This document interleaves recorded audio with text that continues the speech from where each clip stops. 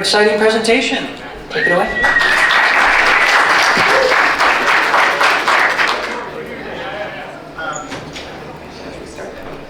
Hi, welcome everyone. We're here to talk to you about remote assistance in augmented reality.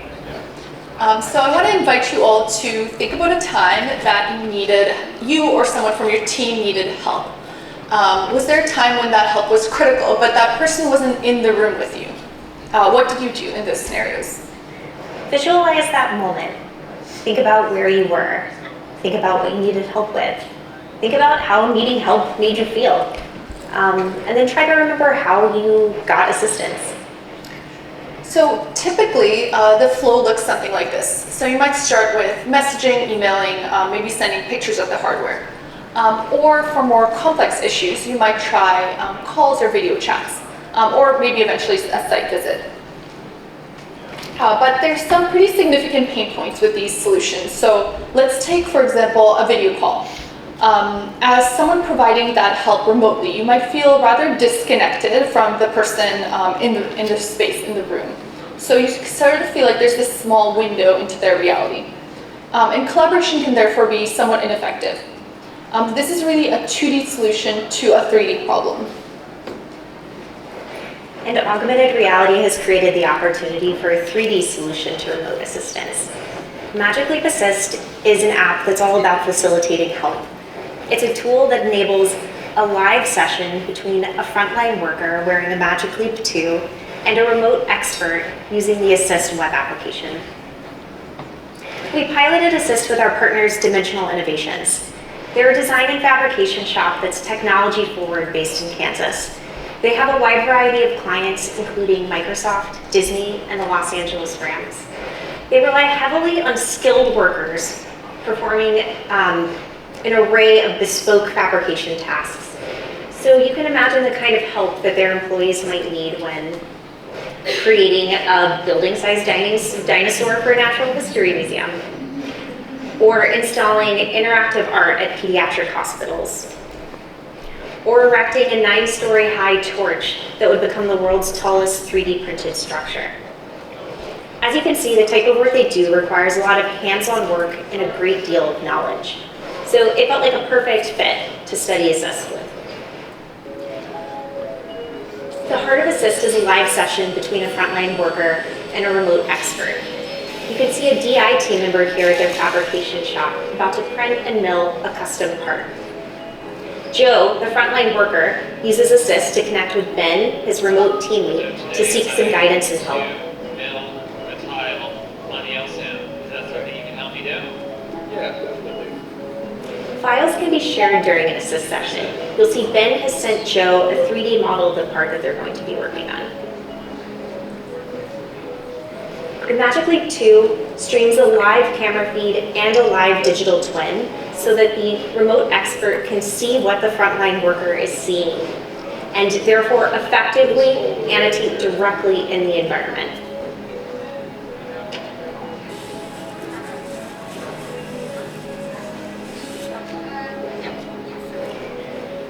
This type of live collaborative session allows you to feel like your teammate is right there helping you and guiding you, even if they're on the opposite side of the world.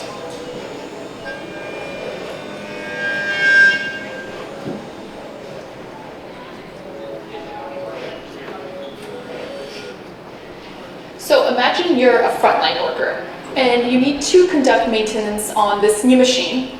This is a specific manufacturing process that you've never done before. You've never done this maintenance.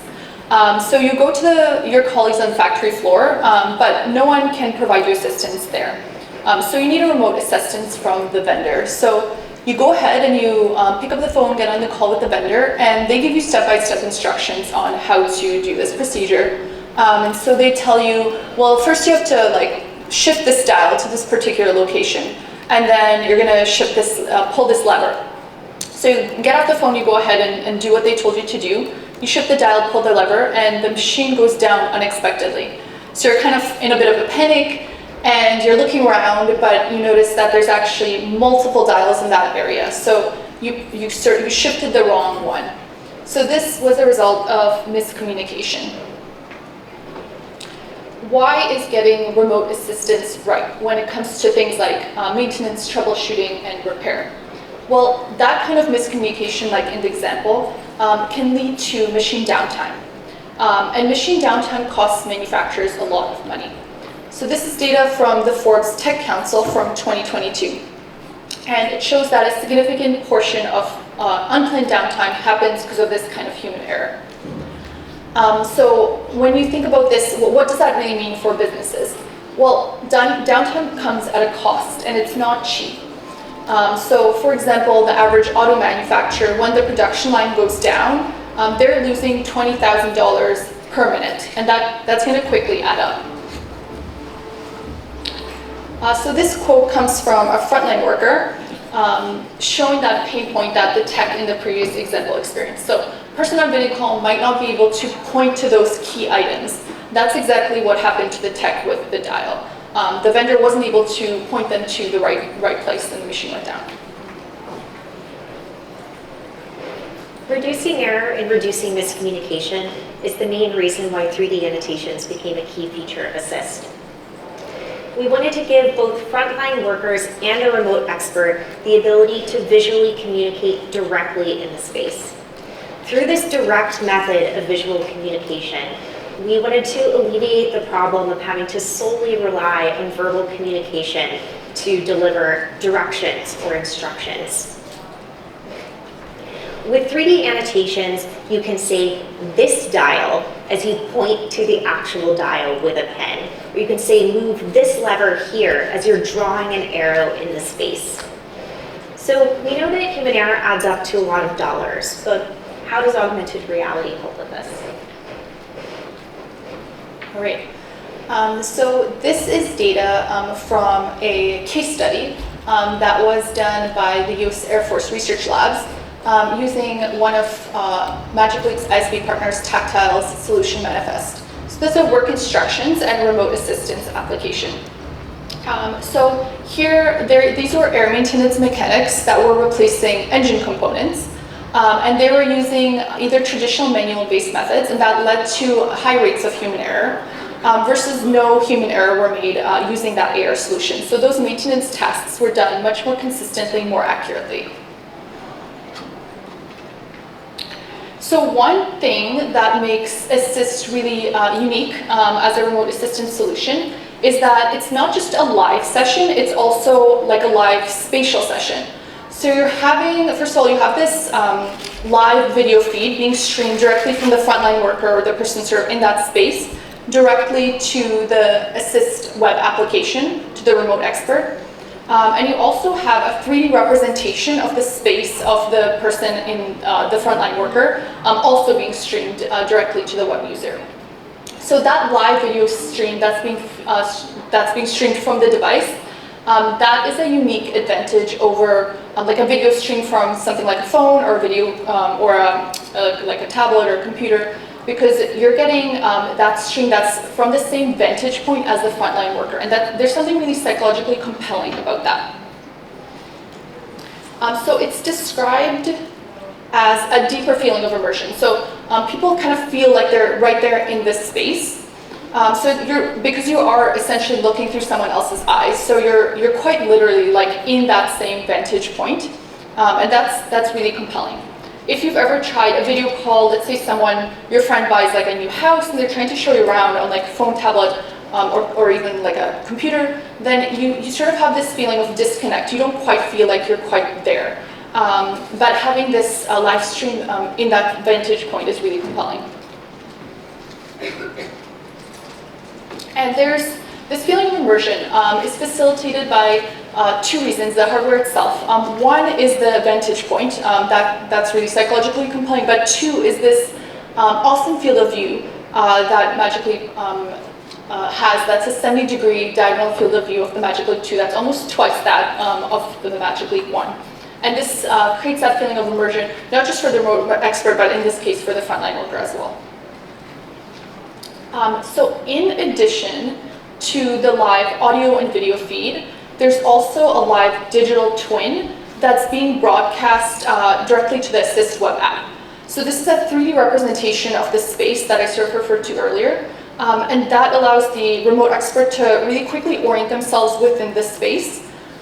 So they are able to independently explore the space. And this is something that's really unique about Assist, and it really it alleviates this common problem. I started calling it the camera operator problem, because sometimes the remote expert, the device wearer, or not the device wearer, the person on the front line can start to feel like a camera operator if you're using, like, let's say, a phone, because they're being told, well, you need to shift, look to the left, no, move it a little more to the right, no, I want to see that. And so you start to feel like that camera operator. But here, when you have this 3D representation of the space, you as the remote user are able to point to objects even behind the person on the front line.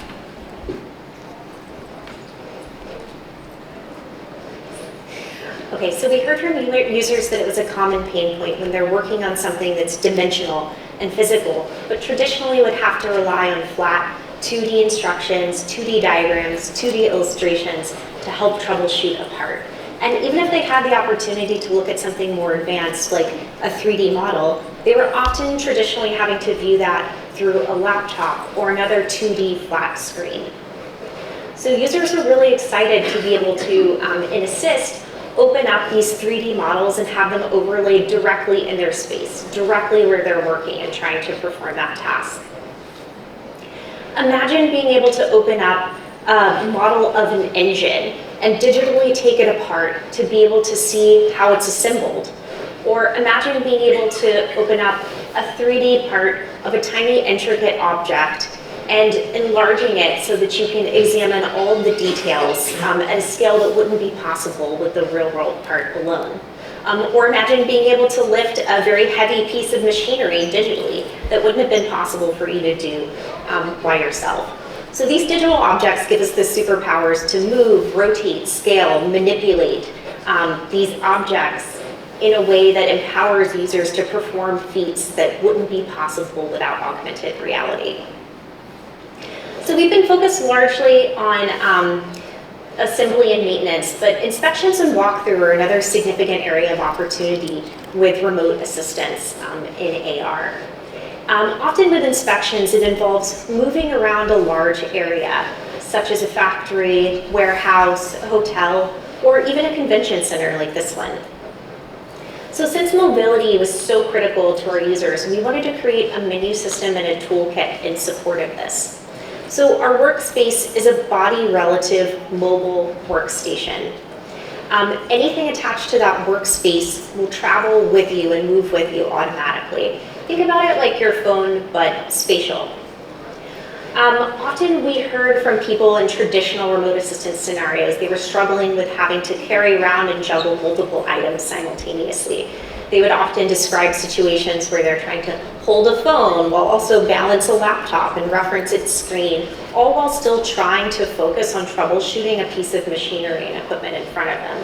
So they were really excited to be able to have everything in one place and have their essentials travel with them as they're moving around the factory or advancing to a new workstation. And being aware of your physical surroundings is extremely important, especially when you're on the move. So it was critical that the workspace be configurable. So users can easily grab and reposition content on the workspace, keeping their field of view clear, while also still having the ability to have their tools close by and at hand, and respecting the uniqueness of their physical environment. Cool. All right, so let's talk a little bit about training. So training is becoming more and more critical. So just as an example, a new employee needs to be trained on a specialized manufacturing procedure, but the expert who's typically provides assistance on how to do this is now supporting multiple facilities. So they can't be on site with the trainee. And so this is just one example of the increasing need for remote assistance with an increasing skills gap that's happening in the industry. So this is an estimate that by 2028, about half of manufacturing jobs are expected to go unfilled. So that's an immense skills gap that needs to be filled. Well, so you might be asking, so what? Well, fewer skilled techs means that manufacturers are going to need to sort of scramble to outsource skills. It also means that experts in a particular process are now going to be supporting more employees and training more employees. So that need for remote assistance is going to become very large very quickly. So this is one quote from an expert that they can be on 5 job sites in a single day, and that's really cost effective. You can also bring multiple areas of expertise to a single job site. So there's this large opportunity that AR remote assistance provides. But there's one other sort of area that I want to talk about, another opportunity that AR brings to the table. So I'm a cognitive psychologist and behavioral scientist, so this stuff really excites me. These are two memory effects. The self-performed task effect and the context-dependent memory effect, which are very cool. Also something that I find fun to learn about because it's something you can apply to your everyday life when trying to think about like how can you enhance your own memory, and also explains why AR can optimize training or learning. So let's start with this first one, the self-performed task effect. So this is this idea that when you're learning, physically performing the action as you're learning is going to lead to better memory than watching someone else physically perform those instructions, for example, or learning about hearing those instructions verbally. So basically, memory is better when you encode through action and then also recall through action. So why do we learn better through action than through observation? Like most concepts in psychology, we can look to the brain. So this was a study done by Contra and colleagues. So they had high school students that were learning about, they were in a physics class learning about concepts like angular momentum and torque. And these students were divided up into 2 groups. So you had the action group and the observation group. So the action group were asked to learn about these concepts by physically performing some actions like tilting a set of bicycle wheels, etc. Versus the observation group were just merely observing the action group. And so what this research found was, number one, the group that was the action group that were physically performing these actions were much better on a memory recall task than the observation group. And then what you see here, these are fMRI scans, functional magnetic resonance imaging scans of the students' brains. And what you're seeing in color is the neural activation difference between the action group and the observation group. So the color is where you have higher activation in the action group than the observation group. And so these are areas of the brain that are motor and sensory related. And so just to point out, so this obviously happens during learning, but what's interesting is that this also happens when people are thinking about these concepts later on, so during recall. So that memory becomes inextricably tied to that action later on as well. All right, so AR can optimize training not only because it provides this opportunity for hands-on learning, but also because it allows learning to happen in the field or in context. It's referred to in cognitive psychology as this context-dependent memory effect. So learning in context in AR can dramatically reduce training time. So this is data from Tactile Manifest where machine manufacturing techs from PCB Learner were being trained with that solution. And that reduced training times from 3 weeks to 3 days. So that was an 80% reduction in training time. So how does it work? So this is a kind of funky image. It was originally the context-dependent memory effect was coined by these 2 researchers in the 70s, Godin and Baddeley. So Godin and Baddeley ran this kind of funky study where they published a seminal paper, Context Memory in 2 Natural Environments, on land and underwater.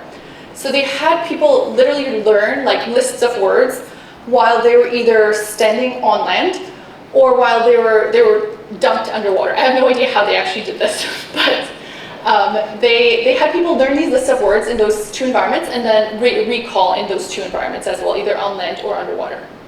And what they found was that those people that learned on land and then recalled on land had very good recall for these word lists. when they learned underwater and then recalled underwater, perhaps surprisingly, they also did really well. So they had very good recall. But when they learned on land and recalled underwater, or when they learned underwater and then recalled on land, memory was surprisingly poor. So basically, the idea is when context changes from learning to recall, memory is affected. So best memory happens when you can as closely match your environment at learning to your environment at recall. And you can sort of think about how to apply this anywhere in your life, not just on land and underwater, but as closely matching that environment leads to the best training and the best memory. So that means that frontline workers learn best in that exact same context as they're going to be performing these actions, and that's right there on the factory floor. And AR remote assistance provides the opportunity for remote experts to come in and provide that assistance right there, improving training and memory. So I want to, as we sort of embark on this journey of AR remote assistance, I just wanted to leave you with these words from Benjamin Franklin. So tell me and I forget, teach me and I remember, involve me and then I will learn best. So we invite you to think about magicleap Assist as another tool on your workbench. It's a tool for help, it's a tool for collaboration, and it's a training tool that utilizes scientifically proven ways of learning. But most importantly, it's a tool for empowering workers and empowering each other. Thank you.